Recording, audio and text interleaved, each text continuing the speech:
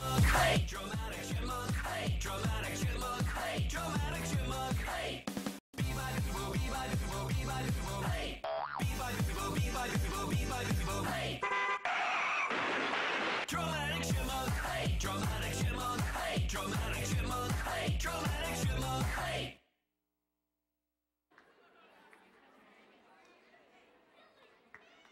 Hey, no, I'm not as good as the dramatic chipmunk. My favorite part of that entire thing is where the chipmunk crawls into the thing and then they, you guys all have those at home, right? Chipmunk launchers or squirrel launchers, whatever you want. All right, welcome to Ground Zero, both at Spring Lake Park and here at White Bear Lake. I am really, really excited that you guys are here this week. I really believe that God has each and every one of us here for a reason. And I pray that through these next 15 minutes or so that He's really going to speak to our hearts about the future of Ground Zero, the future of Eaglebrook Church, and what He wants to do in each and every one of our lives, and how we can help this church and Ground Zero move forward in the coming years. And I am going to hit you guys with a few numbers here.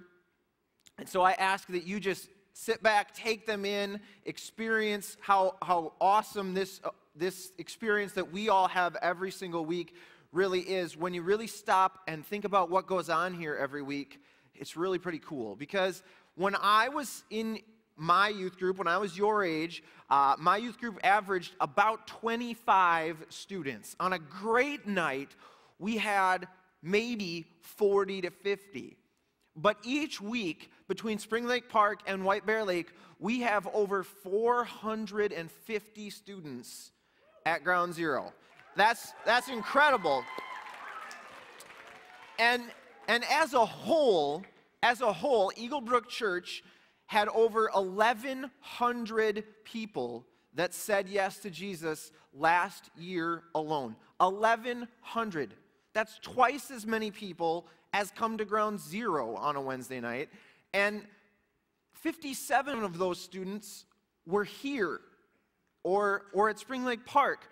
They were in a Ground Zero program and said yes to Jesus. And that is just incredible. I am just so in awe of the way that God is working. And guys, I am not telling you all this stuff to brag or to say how awesome Ground Zero is or how awesome we are. I mean, we do have a great band and we feel like we offer really great things here. But this is more just me celebrating with you that we get to be a part. We get to own part of what God is doing in our communities. I'm really, really excited for each and every person who's here tonight because I really believe that even though we might never know the reasons why God has chosen to use this church at this time, He has. And so we're all a part of that. And this church at this time feels like God is calling us to move forward and to build 2 more campuses, one in Blaine, one in Woodbury, to further the message of God's love in our communities and in those communities. And so tonight we're going to talk about the sacrifice from our end that might take. And while I am not sure why God has chosen to use this church at this time, I do know that one of the reasons might be because of the willingness of the people of this church to continually sacrifice their opinions, their desires, their wants, their wishes for the good of other people. I've seen it time and time again, and I'm just so impressed by it. But maybe you guys are a little bit like me, and I think you probably are. Sacrifice is not something that comes naturally to me in all areas of my life. This has never been more evident than when it comes to the area of sharing, all right? Now, I was taught at a young age, just like most of you probably, that sharing is really important. It's something that you need to do. And I want to state for the record right at the top of this message that I fully endorse sharing. It's a very important thing. You should always share. But like every important rule, there are some exceptions. And I personally draw the line on sharing when it comes to sharing food. I am not for sharing food. All right? I'm going to come right out. It's very, very simple situation. Usually when the food is put out, everyone gets to go through the line or serve themselves, and you get to put as much food on your own plate as you want. I, being a person who doesn't like to share food, usually let everyone go in line in front of me so that they can take as much as they want. But once the food hits my plate and it's on my plate right in front of me, it should be mine. Am I right? Yes, okay, we're all in agreement. There is absolutely no reason under any circumstance that anyone should put their fork, finger, or any other appendage of their body anywhere near my food, and heavens no, should they try to eat it. I mean, that's just pure ridiculousness. It's ridiculous. No one should try to eat my food. No matter who it is, I do not let people near my food. Aaron doesn't share food, period. Now, this was never a problem for me growing up. Then I got married. Now, I want to state for the record, I love my wife. She's a beautiful, beautiful woman. However, apparently, no one ever explained to her how incredibly rude it is to try to share food with someone. It's completely inappropriate, and it's unbelievably wrong to take food off someone else's plate that they had portioned off for themselves with their fork into their mouth. It's disgusting. I can't even talk about it. Okay, I'm back. But apparently no one's ever had this conversation with her. And so, as we've been married, I've tried to reason with her. I've tried to plead with her. I've in fact begged her, please do not eat the food off of my plate. It's going in my stomach. But I have given up. She will not see the light, and so for the good of my marriage, for the better of my relationship, I now occasionally share food with my wife. Thank you. Please hold your applause. No, please, no. Please, please hold your applause. Okay. That's enough. But, thank you. They're clapping for me here at White Bear. In this instance, you guys see that sacrifice I have sacrificed for the good of our relationship. For the good of my marriage, I sacrifice the food on my plate. She gets the food. She's happy. I don't get the food, but I get a happy wife. All right? And that's kind of the great thing about sacrifice. True sacrifice is where you give up something for the sake of someone else, and you don't expect anything in return. You kind of give it up, and you don't necessarily expect to get anything back in return. And we see this play out in a story from the Bible. I bet you guys saw that one coming. We see it in the story of King David. Now, some of you have heard of David and Goliath. That is the same David, only now he's a little bit older, and he's a lot more king. So here's King David, and he wants to build a temple.